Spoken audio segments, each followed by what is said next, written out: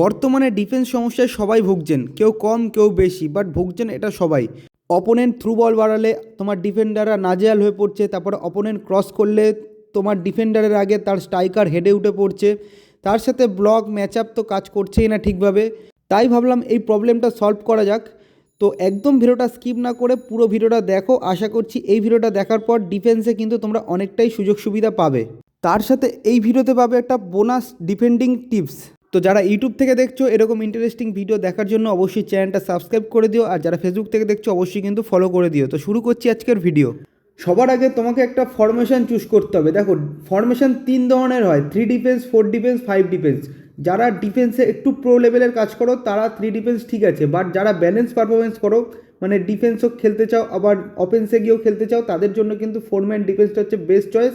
আর যারা ডিফেন্সে একদমই কাছে তাদের জন্য 5 ম্যান ডিফেন্স। তো প্রো লেভেলের জন্য এই ভিডিওটা নয় যদিও। তো 3 ডিফেন্সে প্রো লেভেলদের জন্য সেটা আমি বাদ দিয়ে দিলাম। কথা বলবো হচ্ছে ব্যালেন্স নিয়ে, মানে 4 ডিফেন্স নিয়ে। দেখো, 4 ডিফেন্সে তুমি অবশ্যই দুটো যেই সিবি থাকবে, ঠিক আছে, দুটো সিবি অবশ্যই কিন্তু বিল্ড আপ চুজ করবে, ঠিক আছে। আর তুমি যদি একটু অ্যাডভান্স খেলতে চাও, মানে ব্যালেন্সে কিন্তু একটু যদি অ্যাডভান্স খেলতে চাও, সেক্ষেত্রে একটা বিল্ড আপ, একটা ডেস্ট্রয়ার। ডেস্ট্রয়ার কার্ড হচ্ছে মাঝে মাঝে অ্যাটাকে গিয়ে স্ট্রাইকার বা মিডফিল্ডারদের হেল্প করবে, আর বিল্ড আপ হচ্ছে তোমার গোলকিপারের আগে দাঁড়িয়ে থাকবে, ওপরে যাবে না, নিচেই দাঁড়িয়ে থাকবে, নিচে দাঁড়িয়ে টিমটাকে বিল্ড করবে। আশা করছি ক্লিয়ার করতে পেরেছি। এবার কথা বলবো লেফট ব্যাক আর রাইট ব্যাক। তুমি যদি ডিফেন্সে খুবই কাঁচা হও, সেক্ষেত্রে তুমি কিন্তু দুপাশেই মানে লেফট ব্যাক এছাড়াও রাইট ব্যাকে কিন্তু অবশ্যই ডিফেন্সিভ ফুল ব্যাক ইউজ করবে।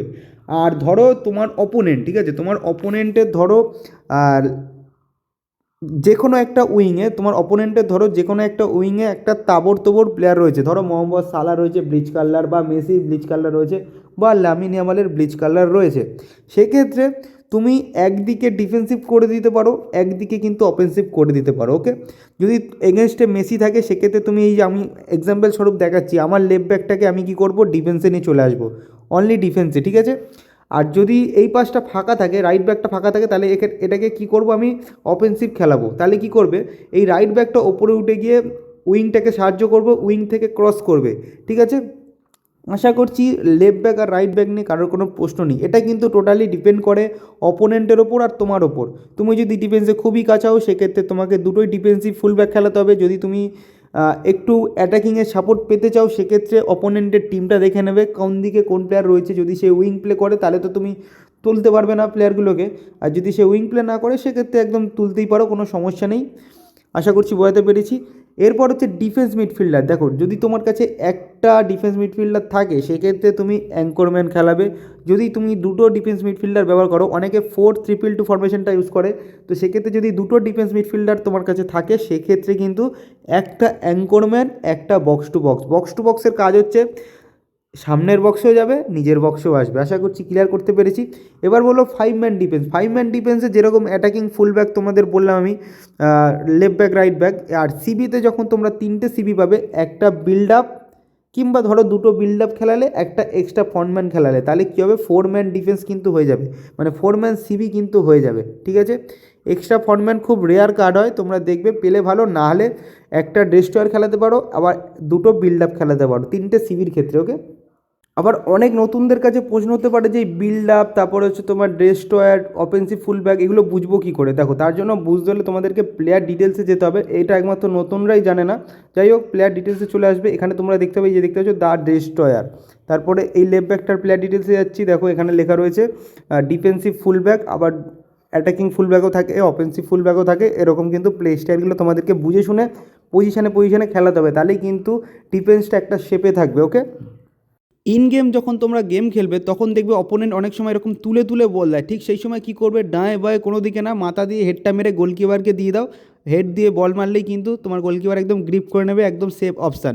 ইন গেমে কিন্তু কিছু কিছু ডিসিশান তোমাদেরকে মেক করতে হবে। এরকম 1v1 সিচুয়েশানগুলো না ঘাবড়ে গিয়ে কী করতে হবে, দেখো প্লে, দেখো সোজা দিকে দৌড়চ্ছে, তোমার প্লেয়ারকে কী করতে হবে, গোল সোজাসুজি আনতে হবে। কারণ পেলেকে যদি গোল করতে হয়, কিন্তু গোলের দিকে ঢুকতে হবে। তো সেই জায়গাটা কিন্তু তোমাকে কভার করতে হবে। আরও একটা গুরুত্বপূর্ণ টিপস হচ্ছে ভুলভাল প্রেস করা। দেখো, ভুলভাল প্রেস করলে কিন্তু অপোনেন্ট বিট করে চলে যাবে। যখন ভালো অপোনেন্ট হবে, ঠিক কিন্তু বিট করে চলে যাবে। এর জন্য ঠিকঠাক টাইম বুঝে প্রেস করতে হবে। তোমার অপোনেন্টের সামনে এসে তোমাকে দাঁড়াতে হবে, অপোনেন্টকে ভুল করতে দিতে হবে, দেন তোমাকে প্রেস করতে হবে, ঠিক আছে? তো অতি অবশ্যই কিন্তু প্রেস করতে চলে যাবে না, একটু হোল্ড করবে, দেখবে কোন সাইড যাচ্ছে সেই সাইড বুঝে কিন্তু তুমি প্রেস করবে। এটা টোটালি কিন্তু তোমার টাইমিংয়ের ওপর ডিপেন্ড করছে। সঠিক প্রেস করা শিখে গেলে কিন্তু তুমি 80% ডিফেন্ডিং করা শিখে যাবে, ঠিক আছে? তো প্রত্যেকটা টিপস আমি তোমাদের শেয়ার করলাম। এবার আমি তোমাদের দেখাবো বোনাস টিপসটা। বর্তমানে 90% অপোনেন্টই হয় কিন্তু লং বল কাউন্টারে। তো লং বল কাউন্টারের অপোনেন্ট হলে সেক্ষেত্রে তুমি অবশ্যই ইন্ডিভিজুয়াল ইনস্ট্রাকশনটা ব্যবহার করবে। ইন্ডিভিজুয়াল ইনস্ট্রাকশনটায় তোমরা কি করবে, অপোনেন্টের যেই স্ট্রাইকারগুলো থাকবে অবশ্যই কিন্তু টাইট মার্কিং করে দেবে, ঠিক আছে? যদি স্পিড প্লেয়ার হয়, এমবাপে বা অন্যান্য যে সমস্ত স্পিডি প্লেয়ার সিএফএ রয়েছে, তাহলে কিন্তু অতি অবশ্যই মার্কিং করবে। নাহলে এখন বর্তমান সময় কী হয়, বলগুলো লব করে দিলেই ডিফেন্ডারগুলো ভোঁদায়ের মতো দাঁড়িয়ে থাকে আর স্ট্রাইকারগুলো রান ব্যাক করে চলে যায়। এইটা কিন্তু বন্ধ করতে পারে একমাত্র টাইট মার্কিংই। অবশ্যই কিন্তু টাইট মার্কিংটা ইউজ করবে, ওকে? তো ডিফেন্স সমস্যার সমাধান তো আশা করছি করলাম, যেই টিপসগুলো তোমাদের বললাম মাথায় রেখে, অবশ্যই মাথায় রেখে গেম প্লে করো। আশা করছি আগের থেকে অনেক বেটার পারফরমেন্স পাবে। আর যদি ভিডিওটা ভালো লেগে থাকে অবশ্যই like, comment, share and subscribe and follow করে দিও। তো দেখা হচ্ছে নেক্সট ভিডিওতে, সবাই ভালো থাকবেন।